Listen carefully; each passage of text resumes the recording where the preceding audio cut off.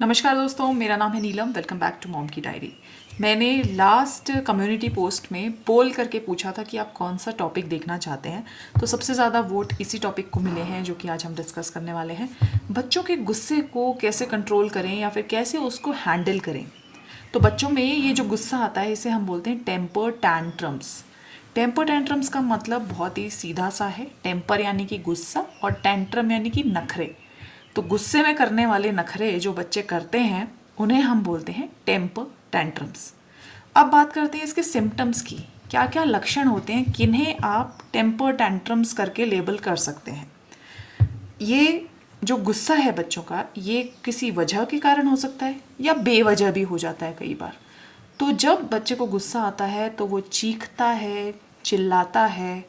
उसको कुछ समझाओ तो वो समझने के लिए साफ साफ मना कर देता है, धरती में पसर जाता है और बिल्कुल कंट्रोल में नहीं रहता है पेरेंट्स के। और ऐसे सिम्टम्स देख के पेरेंट्स ये सोचते हैं कि मेरा बच्चा ये ऐसा क्यों करता है, बाकियों के बच्चे तो ठीक रहते हैं। तो ऐसा बिल्कुल नहीं है। ये लक्षण, ये टेम्पर टैंट्रम्स 1 से 4 साल के बच्चों में काफ़ी कॉमन होता है। हर दिन कम से कम एक टेम्पर टेंट्रम हर नॉर्मल बच्चे को आ जाता है और इसकी जो ड्यूरेशन होती है वो होती है लगभग 1 से 5 मिनट। तो कुछ बच्चे जल्दी टेम्पर टैंट्रम्स उनका चला जाता है या फिर मैक्सिमम 5 मिनट तक उनका टेम्पर टैंट्रम रहता है और उसके बाद वो अपने आप से ठीक हो जाते हैं। तो ये तो बात हुई लक्षणों की और उसकी ड्यूरेशन की। अब हम बात करते हैं कि किन कारणों की वजह से बच्चों में ये टेम्पर टैंट्रम्स देखने के लिए मिलते हैं। तो जो 1 से 4 साल की उम्र के बच्चे हैं उनकी कम्युनिकेशन अभी डेवलप हो रही है। वर्ल्ड को वो अभी समझने की कोशिश कर रहे हैं। काफ़ी सारी चीज़ें वो कहना चाहते हैं लेकिन वो कह नहीं पाते हैं। उन्हें ये भी समझ आ रहा है कि जब हम गुस्सा करते हैं या फिर हम कोई चीज़ चाहते हैं तो हमें मना कर दिया जाता है। तो उनको ये भी लग रहा होता है कहीं ना कहीं कि हम एक वीक हैं, हमारी इतनी ज़्यादा चॉइसेस नहीं हैं। कोई भी आता है, मम्मी पापा हमें चुप करा के चला जाता है। तो एक तरह से उनके माइंड में अभी बहुत सारी चीज़ें चल रही हैं, बहुत सारी चीज़ें वो कहना चाहते हैं, कह नहीं पा रहे हैं। तो इस वजह से फ्रस्ट्रेशन हो सकती है बच्चों को। हो सकता है घर में कोई ऐसी चीज़ चल रही हो जिससे वो फ्रस्ट्रेटेड हैं और उसे अपने गुस्से के ज़रिए वो एक्सप्रेस कर रहे हैं, क्योंकि उनके पास प्रॉपर कम्युनिकेशन स्किल्स है नहीं उसे एक्सप्रेस करने के लिए। तो फर्स्ट रीज़न है फ्रस्ट्रेशन। दूसरा रीज़न है अटेंशन चाहिए उनको। उनको लग रहा है कि हमारे साथ मम्मी पापा या कोई और रिश्तेदार प्रॉपर टाइम स्पेंड नहीं कर रहे हैं, तो इसलिए उनको चाहिए अटेंशन। और जब उन्हें लगता है कि सीवियर लैक ऑफ अटेंशन हो रहा है तब वो चिल्ला के एक्सप्रेस करते हैं अपने आप को। तीसरा जो रीज़न है कि उनको कुछ चाहिए, they are wanting something. Suppose उन्होंने कोई खिलौना देखा और वो आप नहीं दे पा रहे हैं या नहीं दे रहे हैं, तो उसके लिए भी वो लोग टेम्पर टैंट्रम थ्रो कर सकते हैं। चौथा रीज़न होता है कि बच्चा या तो भूखा है, उसकी भूख पूरी नहीं हो रही तो उस वजह से भी वो फ्रस्ट्रेट होके चिल्लाएगा, या फिर वो टायर्ड है। पांचवा रीज़न यानी कि उसकी नींद अच्छे से पूरी नहीं हो रही है, घर में शोर शराबा रहता है, सोने की वो कोशिश करता है, कोई ध्यान ही नहीं देता है ठीक से सो रहा है कि नहीं। तो ये 5 कारण हैं और ये सब कम्युनिकेशन स्किल्स प्रॉपरली डेवलप नहीं है, जिस वजह से वो अपनी अटेंशन जो उनको चाहिए, फ्रस्ट्रेशन जो उनको होती है, दे आर वांटिंग समथिंग, उनको कुछ चाहिए, they are tired, they are hungry, इन सारी चीज़ों को टेंट्रम थ्रो करके एक्सप्रेस करते हैं।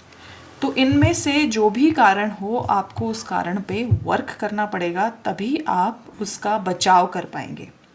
अब हम बात करते हैं कि जब बच्चे को टेम्पर टेंट्रम आ रहा है तो आपको क्या करना है। सबसे पहली चीज़, स्टे काम, आराम से रहना है। इसको हम ऐसे भी समझ सकते हैं, जब किसी बड़े को भी गुस्सा आ रहा है, सपोज़ वाइफ है और हस्बैंड को गुस्सा आ रहा है, या हस्बैंड है और उसकी माँ मम्मी को गुस्सा आ रहा है, मदर इन लॉ को गुस्सा आ रहा है, मतलब किसी को भी गुस्सा आता है तो other person as a second person आप कैसे रिस्पॉन्ड करते हैं। जो आपके बराबर का बंदा है, क्या आप उसे मारते हैं, पीटते हैं, किक करते हैं, चिल्लाते हैं? तो इस चीज़ से कहीं पे भी प्रॉब्लम सॉल्व होती हुई आपने देखी है? कहीं नहीं। तो वो और भी ज़्यादा एस्केलेट हो जाती है।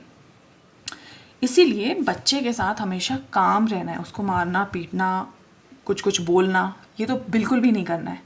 ये सब करने से बच्चे का सेल्फ कॉन्फिडेंस और सेल्फ इस्टीम हर्ट होती है, उसे डिसरिस्पेक्टफुल फील होता है और वो अपने मन में सोचने लग जाता है कि जब मैं बड़ा होऊंगा ना तो मैं भी ऐसे करूँगा। उसे ये लगने लग जाता है कि ये जो बिहेवियर है मेरे आसपास के जो बड़े लोग कर रहे हैं ये एक्सेप्टेबल बिहेवियर है। तो आपको कोई भी ऐसी चीज़ नहीं करनी है जो कि सोशल लाइफ में एक्सेप्टेबल नहीं होता है। तो इसीलिए पहली चीज़ आपने करनी है, आराम से लंबी सांस भरिए और स्टे काम। और अगर किकिंग का, हिटिंग का, मारने का, बोलने का ख्याल आए तो उसको दूर कर दीजिए। उसके बाद दूसरी चीज़ आपने करनी है कि you have to try to talk out. उसको बोलना है कि बेटा ठीक है, हम इस बारे में बात कर सकते हैं, लेट्स टॉक। जैसे कि हम किसी बड़े आदमी को गुस्सा आता है तब हम बोलते हैं। हाँ, अगर तभी भी बच्चा टॉक करने के लिए राज़ी ना हो तो आपको बोलना है कि बेटा तुम देखो मान नहीं रहे हो और ये जो चीज़ तुम चाहते हो ये गलत है, तो मैं तुम्हें टाइम आउट में भेज रही हूँ। अब टाइम आउट क्या है? देखिए, जब बड़े आदमी को गुस्सा आता है तो हम उसे क्या बोलते हैं, थोड़ी देर दूर रहो और वहाँ पे जाके सोचो और थोड़ी देर पानी पियो, वहीं रहो और उसके बाद आना, फिर हम बात करेंगे जब थोड़ा मन शांत हो जाएगा, क्योंकि जब मन शांत हो जाता है तो बेटर थिंकिंग हो पाती है। वैसे ही बच्चे को आपने देना है टाइम आउट, यानी कि बच्चे को आपको एक सेफ स्पेस में, एक क्लोज्ड स्पेस में, क्लोज्ड रूम में रखना है। बोलना है तुम टाइम आउट में जाओ, वहाँ सोचो तुम क्या बोल रहे हो और तुम कैसे रिएक्ट कर रहे हो, और वहाँ जाके बच्चे को सोचने के लिए टाइम दीजिए। इसे हम बोलते हैं टाइम आउट। लेकिन इस दौरान क्योंकि बच्चा छोटा है तो ये अश्योर कर लो कि आप एक नज़र उसके ऊपर रखो और वो सेफ़ हो वहाँ पे बिल्कुल।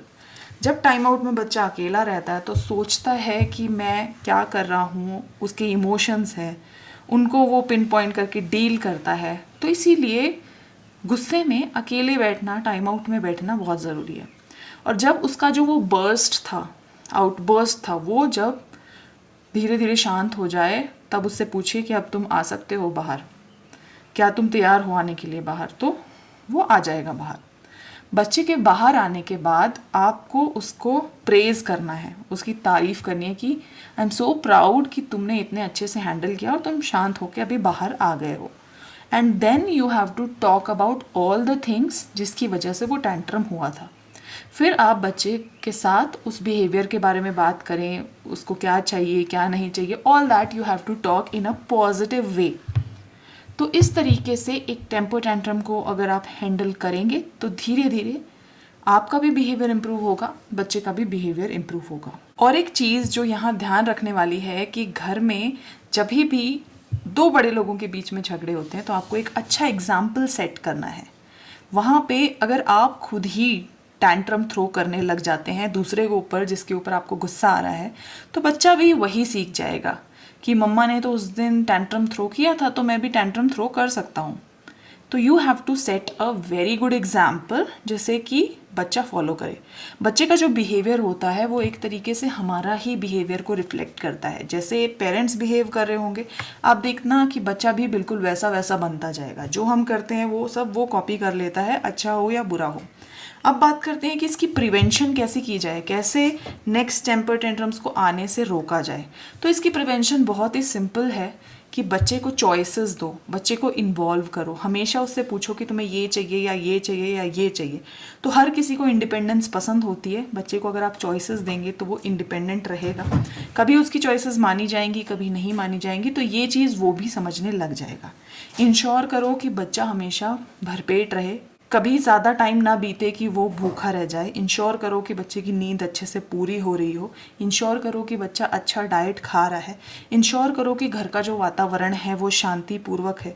इंश्योर करो कि आप लोग जब आपस में झगड़ा कर रहे हैं तो आप उसे अच्छे से डील करके अच्छा एग्जाम्पल सेट कर रहे हैं। घर में एक सेफ्टी का एनवायरनमेंट बना के रखें, एक प्यार का एनवायरनमेंट बना के रखें। तो अगर हर जगह से बच्चा सेफ महसूस करेगा तो इसके इमोशंस अपने आप कंट्रोल में रहेंगे और हेल्दी रहेंगे। अब मैं लास्ट में बहुत इंपॉर्टेंट बात बताना चाहती हूँ कि डेंजर साइंस क्या हो सकते हैं। हर सिचुएशन में कुछ डेंजर साइंस होते हैं। अगर बच्चा बहुत ज़्यादा रो रहा है, बहुत ही लंबा उसका टेम्पर टैंट्रम चल रहा है, आधे घंटे तक ही इज़ शोइंग टैंट्रम्स मान लीजिए। नॉर्मल ड्यूरेशन मैंने आपको बताया 1 से 5 मिनट, लेकिन अगर उससे भी लंबा उसका टैंट्रम चल रहा है, that points to a serious emotional issue.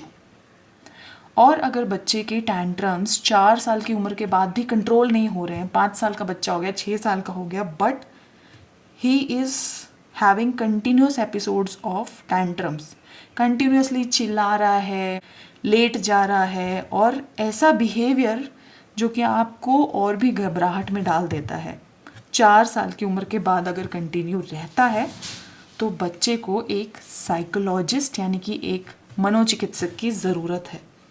क्योंकि ये बिहेवियर बहुत ही कम चीज़ आपको दिख रही है, लेकिन उसके मन के अंदर क्या सब चल रहा है, क्या सब फ्रस्ट्रेशन है, किस रीज़न से वो ऐसा कर रहा है, वो सब एक मनोचिकित्सक पता लगा सकता है और उसका इलाज दे सकता है। आई होप कि इस वीडियो में आपको काफ़ी क्लैरिटी मिली होगी कि बच्चे के गुस्से को किस तरीके से आपने कंट्रोल करना है।